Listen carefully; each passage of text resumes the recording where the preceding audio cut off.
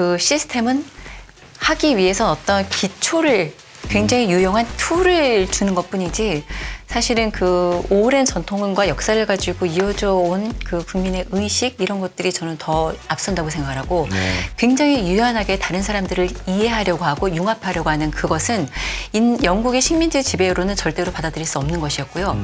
그것이 역사적으로 한 567개 그 정도에 이르는 흔히 말하는 토후국이라고 하는 프린슬리 스테이트로 이루어졌던 인도 아대륙 그 역사 속에서 수천 년간의 역사 속에서 침입과 내부에서 여러 민족이 같이 공유하고 어우러지면서 살았던 그 역사가 저는 사실은 시스템을 앞선다고 생각을 하고요. 거기에 운 좋게 영국이 깔아놓은 시스템이 들어가 있었기 때문에 오늘날의 인도와 같은 모습이 보여지고 있다고 생각합니다.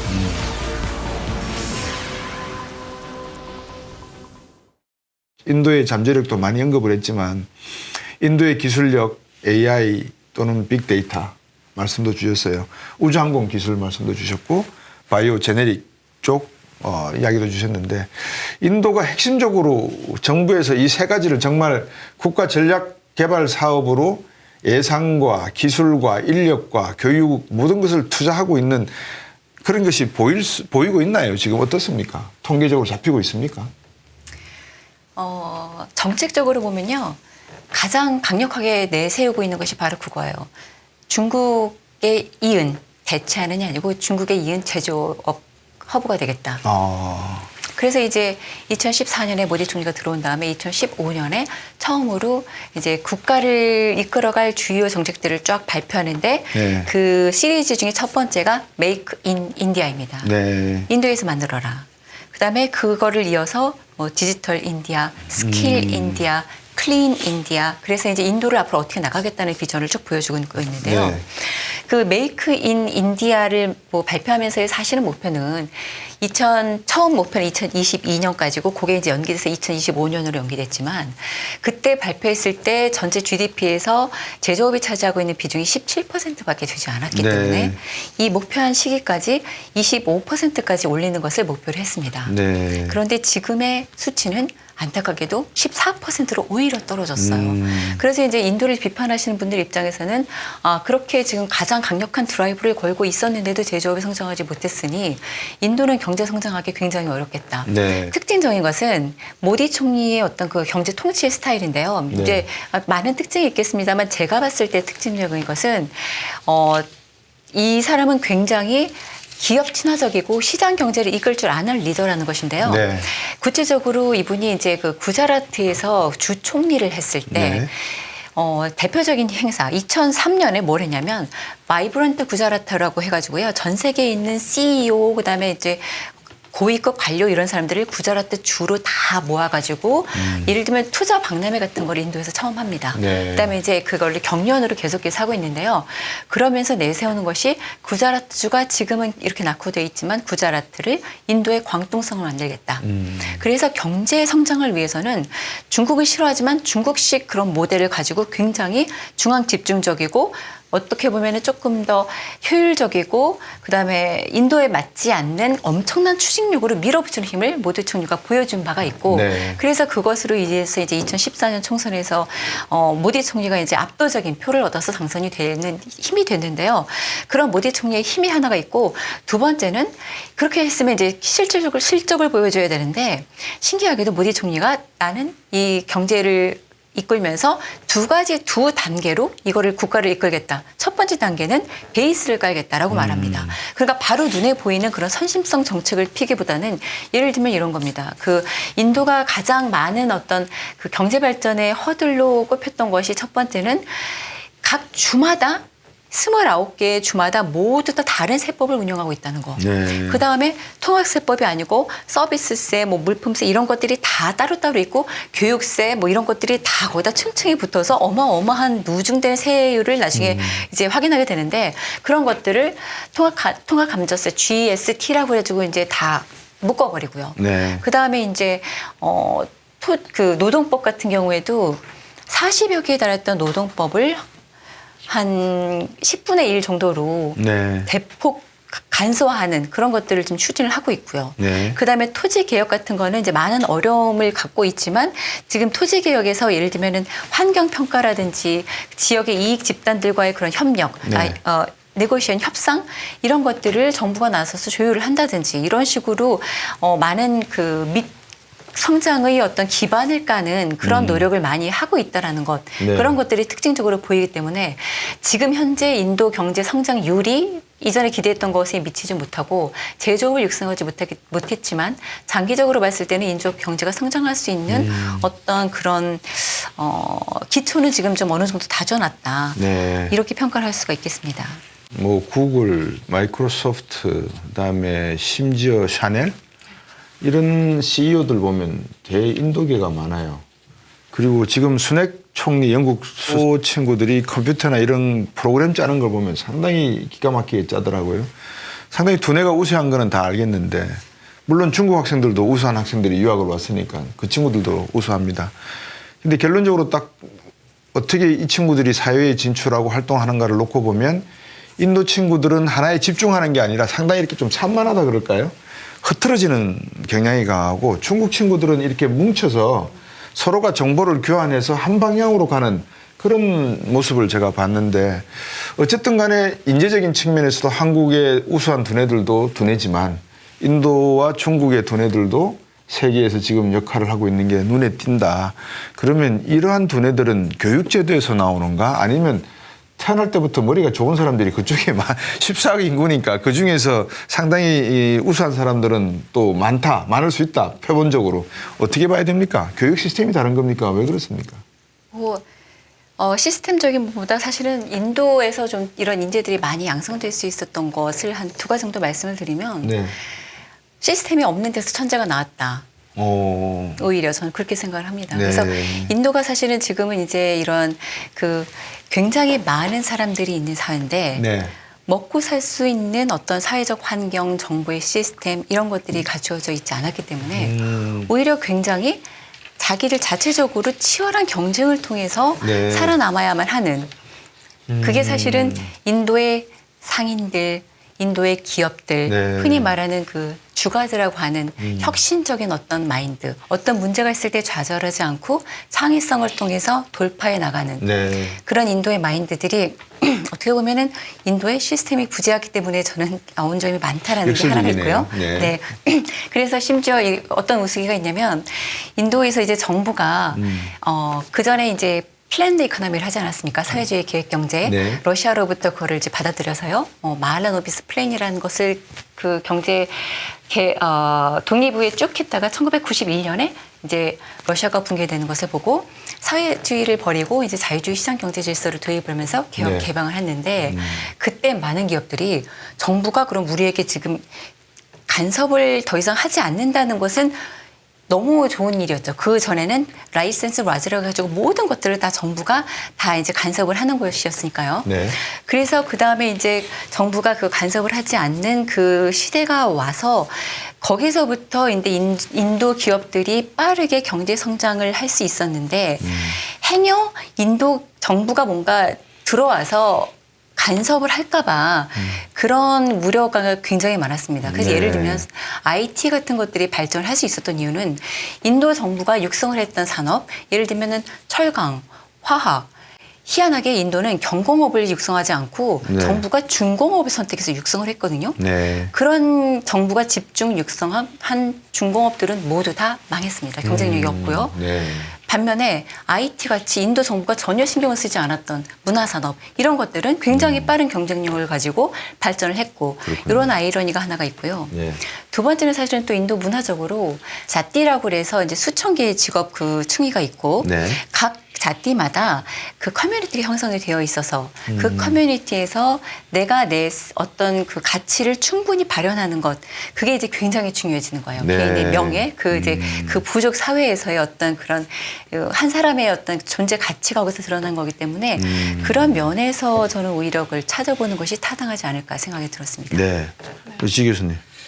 사실 세계에서 정치, 경제, 문화적 리더를 뽑을 때 사실은 인도 분들이 굉장히 선호를 받고 있죠. 그래서 아까 중간에 말씀하셨을 때 이제 한국 사람이나 동아시아 사람은 집중을 잘하는 반면에 인도 분들은 좀 풀어지는 경향이 있는데 사실 해외에 나갔을 때 이 점이 굉장히 장점이 됩니다. 왜냐하면 동아시아 사람들은 너무 무겁다는 얘기를 많이 들어요. 사실은 여러 가지 일을 하다 보면은 대부분이 팀워크가 바탕이 되는 일들이 많습니다. 네. 그러면은 인간적인 교류를 하는데 인간적인 교류를 하기 위해서는 기본적으로 상대에 대한 배경, 그다음에 상대의 문화에 대한 이해, 상대의 종교에 대한 이해, 그리고 상대가 어떤 예의범절이나 매너를 가지고 있는지에 대한 이해를 사실은 많이 하면 하는 사람이 더 좋은 리더가 될 가능성이 있겠죠. 근데 인도는 지리적으로 보면은 인도는 사실 동아시아뿐만이 아니라 동남아시아 그리고 남아시아, 중앙아시아, 중동, 동아프리카까지 아주 광대하게 연결이 돼 있습니다. 그래서 인도 자체 내에만 해도 종교라든지 언어라든지 부족이라든지 여러 문화 생활 양식이 다양한 데 비해서 교류하는 국가들의 양도 사실은 월등히 많죠. 그렇기 때문에 인도 엘리트들 그리고 자라나는 세대들이 가장 배울 수 있는 장점은 상대가 어떤 배경에서 자라왔고 내가 어떤 것을 룰을 지켜야 되는지 그리고 이 신뢰관계를 쌓아갈 때 상대에게 어떻게 하면 안 거슬리고 예의를 지킬 수 있는지에 대해서 습득하게 되는 아주 자연스러운 과정을 거칩니다. 그래서 중요한 사안들을 이끌어낼 때 상대방이 이해하는 관점, 그것을 내가 먼저 이해를 해보고 우리가 조율점을 찾아내보자고 하는 그런 리더십을 발휘하기에는 사실 인도 분들이 굉장히 최적화된 위치에 있다고 볼 수 있습니다. 그래서 이것이 이제 개인적인 일에 대한 능력과 문화나 이제 어떤 예의범절에 대한 이해 그리고 개인적인 역량이 겹쳤을 때는 아주 좋은 리더로 성장할 수 있고 이 장점이 아마 해외에서 많이 받아들여지고 있는 것 같습니다. 말레이시아, 싱가포르, 홍콩 그리고 인도 공통점은 영국과 밀접한 관련이 있다. 그 당시에 상당히 선진화된 시스템과 문명을 식민지로서 받아들였던 어쨌든 접수가 된 국가들이다. 그러다 보니까 홍콩도 중국 내에서 별다르게 보이고 싱가포르도 말레이시아 안에서 별다르게 보이지만 말레이시아도 그렇고 일반적으로 영국적 시스템과 의식 구조를 가지고 있더라. 그럼 인도도 소위 말하면 상류와 중류 쪽에서는 영국식 마인드가 어느 정도는 있을 것 같다. 그러면 시스템이 의식과 인식을 앞으로 밀고 나가는 중요한 역할을 하는 장치인가? 아니면 의식과 인식이 시스템을 개선하고 바꿔나가는 중요한 장치가 될 것인가? 중국과 인도를 한번 비교해 놓고 보면 어떻게 보시나요? 시스템이나 인식이 어느 점이 중요하다라고 말씀드리기보다는 인도의 이제 역사에 대해서 조금 말씀드리면은 인도는 독립을 하면서 이제 어느 정치 시스템을 가질까를 이제 그 당시에 재헌 국회에서 그리고 독립 리더들이 고민을 하다가 이제 민주주의, 영국식 민주주의 그렇지만 영국식 민주주의와 똑같은 것은 아니고 우리가 연방주의를 기초로 한 민주주의를 하겠다라고 하고 이제 그 시스템을 발족을 시켰죠. 근데 대부분의 독립 국가에서 사실은 동아시아뿐만 아니라 동남아시아, 뭐 남아시아에서 거의 공통적으로 나타난 사항입니다만 시스템이 바뀌면 적응하는데 굉장히 오랜 시간이 걸리죠. 그래서 인도의 초대 총리 같은 경우에는 굉장히 민주적인 인물이고 그리고 많은 의사결정을 사실 의회를 통해서 했었고 하지만 이제 국민들이 총리를 바라보는 시각은 과거에 이제 왕정과 비슷하게 그 정도의 존경심을 가지고 사실 바라본 거죠. 그래서 적응하는데 굉장히 오랜 수십 년간의 시간이 흐르고 이제 먼저 시스템이 소개가 이미 됐었기 때문에 적응을 했었다 이렇게 보여드릴 수 있습니다. 그리고 보완점은 이제 나중에 의식이 발달을 하면서 여러 가지 이제 제도가 보완해야 될 점에 대해서 전반적으로 사회가 의논을 하고 시스템 보완을 했지만 그 시스템 자체를 바꾼 건 아니고요. 네, 그렇습니다. 근데 그 시스템적인 면이 굉장히 중요합니다만 저는 그렇게 시스템이 중요한데 말씀하신 그런 나라들은 굉장히 고유한 특성을 가지고 있지 않습니까? 그래서 저는 그 시스템보다는 어떤 그 시스템은 하기 위해서 어떤 기초를 굉장히 유용한 툴을 주는 것뿐이지 사실은 그 오랜 전통과 역사를 가지고 이어져 온 그 국민의 의식 이런 것들이 저는 더 앞선다고 생각을 하고 네. 그게 사실은 아까 우리 지현정 박사님도 말씀하셨던 것처럼 인도 사람들이 굉장히 유연하게 세계인들을 만나고 저는 그게 굉장히 중요한 포인트라고 생각을 하는데 네. 굉장히 유연하게 다른 사람들을 이해하려고 하고 융합하려고 하는 그것은 영국의 식민지 지배로는 절대로 받아들일 수 없는 것이었고요. 그것이 역사적으로 한 567개 그 정도에 이르는 흔히 말하는 토후국이라고 하는 프린슬리 스테이트로 이루어졌던 인도 아대륙 그 역사 속에서 수천 년간의 역사 속에서 침입과 내부에서 여러 민족이 같이 공유하고 어우러지면서 살았던 그 역사가 저는 사실은 시스템을 앞선다고 생각을 하고요. 네. 거기에 운 좋게 영국이 깔아놓은 시스템이 들어가 있었기 때문에 오늘날의 인도와 같은 모습이 보여지고 있다라고 생각합니다. 뭐 그런 측면에서는 인류 문명학자들이 각각 다르게 해석할 수 있는 부분이고 뭐 어느 하는 게가 정답이다라고 저희들이 딱 정할 수는 없는 노릇인 것 같습니다. 우리나라에서도 역사학회에서 진짜 말도 안 되는 이야기인데 우리가 식민지 사회에 있었기 때문에 산업화를 이루었다 이런 이야기를 하는 분들도 계시고 아니면 또 반대로 그거 안 해도 우리는 충분히 산업화할 수 있었는데 일본이 그냥 30년 지배하는 바람에 우리 민족성이 말살이 되었다. 의식과 인식 구조가 말살이 되었다. 각자의 견해는 다릅니다만 한 국가가 가지고 있는 어떤 발전 과정에서 지금 많은 관심이 있는 게 과연 인도가 중국의 역할을 대체할 수 있을까.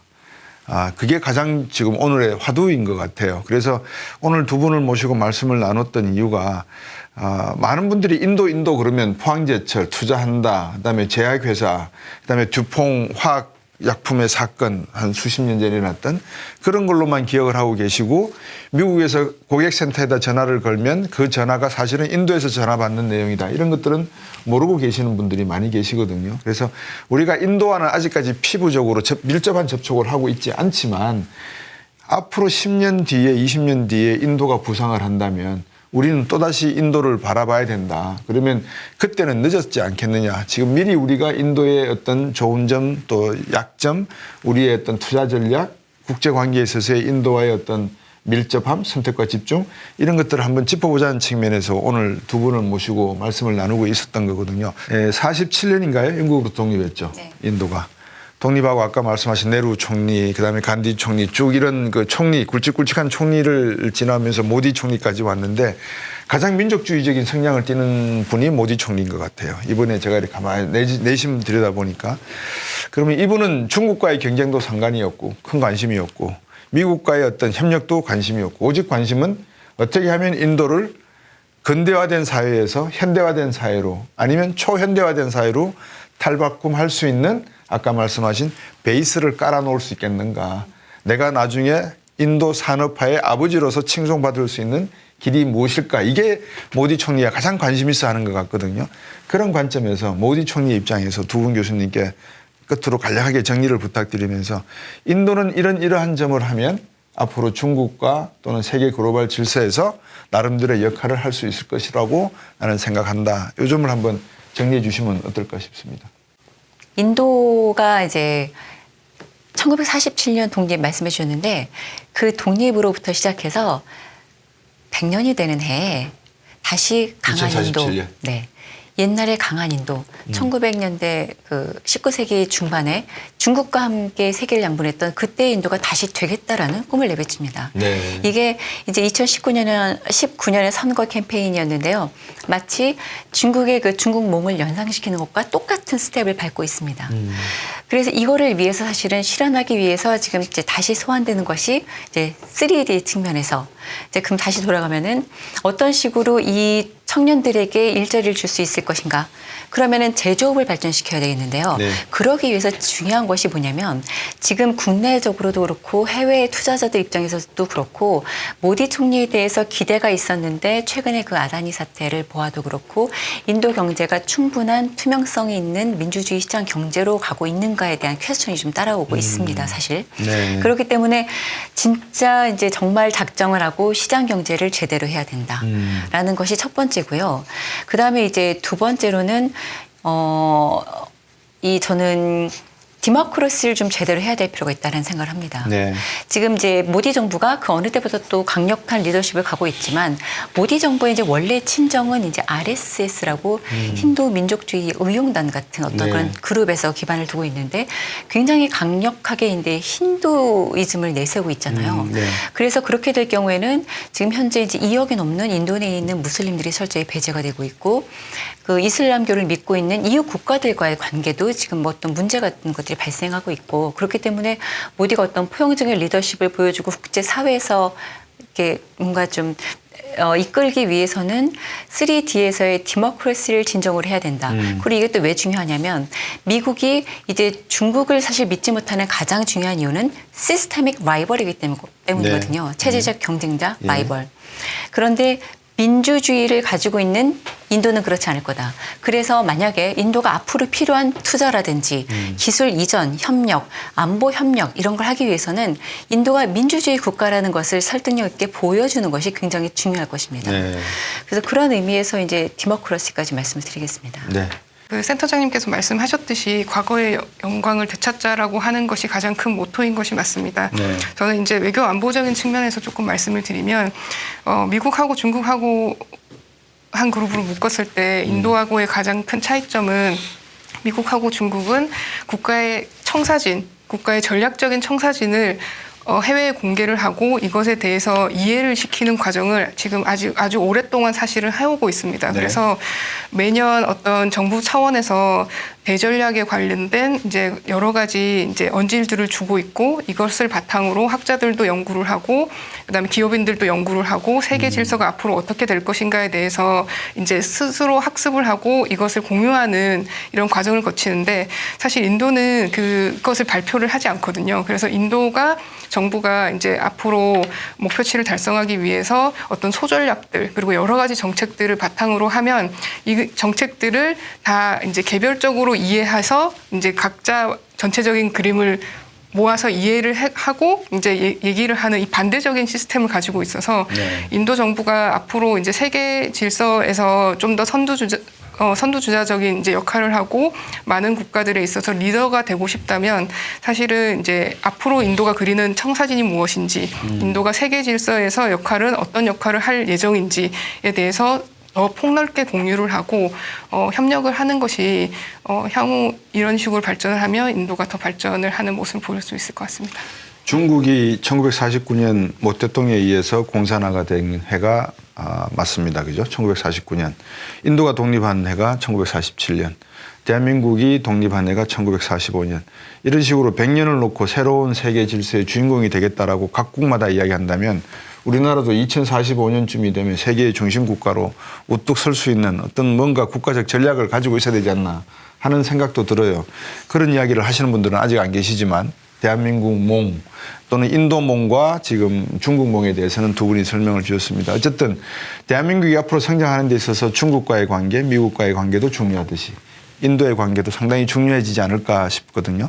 마지막으로 두 분께 한국이 앞으로 인도와의 대외적인 관계에서 어떤 점에서 중점을 뒀으면 좋겠다라는 말씀을 좀 정리를 해 주신다면. 사실 인도는 굉장히 중장기적인 계획을 세우는 국가입니다. 그래서 한국도 앞으로 양자 관계를 발전시키고 그리고 인도와의 협력을 통해서 여러 가지 앞으로의 프로젝트들을 진행을 한다면 네. 단기적인 계획뿐만이 아니라 중장기적인 계획도 같이 세우고 이것을 공유하고 논의할 수 있는 시간을 충분히 가지는 것이 필요하다고 생각합니다. 네. 네. 네. 오늘 그 인도의 특징에 대해서 우리 여러 가지를 나눠봤는데 그중에 우리가 이제 가장 사실 또 귀 기울여서 한국이 배우고 또 앞으로 협력을 할 때 관심을 가져야 될 부분은 인도가 갖고 있는 인도가 창출한 어떤 그런 전략적인 공간을 네. 활용하는 그 부분이 아닐까 하는 생각이 들었습니다. 네. 그래서 예를 들면 지금 이제 인도 같은 경우에는 미국이 주도하고 있는 여러 가지 그런 의제에 참여하고 협의체에도 같이 활동을 하고 있습니다만 동시에 제3세계의 국가들과 함께 그 충분하게 자기의 국익을 확보할 수 있는 공간을 마련하는 것.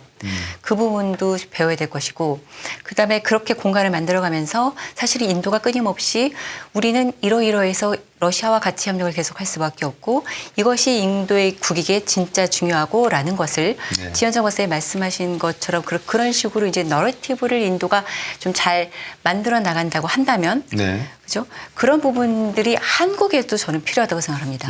우리도 어느 한쪽을 왜 우리가 중국과의 관계를 계속 가져가 나갈 수밖에 없는지에 대해서 네. 국내적으로 그런 소모적인 담론을 계속 지속하기보다는 네. 대외적으로 우리 입장에서는 왜 그것이 필요한지에 대해서 대외에 발신을 할 수 있는 분명한 메시지를 네. 어떤 정당이나 어떤 이해에 상관없이 우리 국익의 입장에서 장기적으로 2045년 말씀하셨는데 그때까지 꾸준히 가져갈 수 있는 대외의 메시지를 만들어서 지속적으로 발신하는 그런 노력이 필요하고 네. 그것을 통해서 인도와 같이 전략적인 공간을 좀 더 높일 수 있지 않을까 그런 생각이 들었습니다. 네.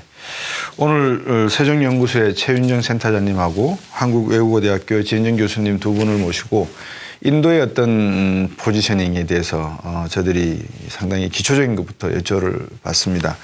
이 한 국가가 발전한다고 하는 것은 상당히 많은 전략적인 내용과 전술적인 계획 그리고 시스템 등이 필요할 것 같습니다. 국가의 전략과 전술, 이해관계를 실현시키기 위한 도구는 절대 내레이션, 입으로 그냥 설명만 하고 끝나는 것이 아니라고 보여지고요. 이것을 행동으로 옮겨야 되고 실질적이고 합리적이고 효율적이고 정의롭고 투명하게 국민들과 함께 공유되어야 되는 그런 측면에서 이 데모그래픽 트렌드, 인구 동태적인 문제라든지 수요 측면 그리고 앞으로 이 민주주의를 어떻게 발전시켜 나갈 것인가 하는 이런 것들이 정치, 교육, 사회, 문화, 안보, 환경 모든 것을 통틀어서 종합적으로 들여다봐야 될 상황이 아닌가 싶습니다.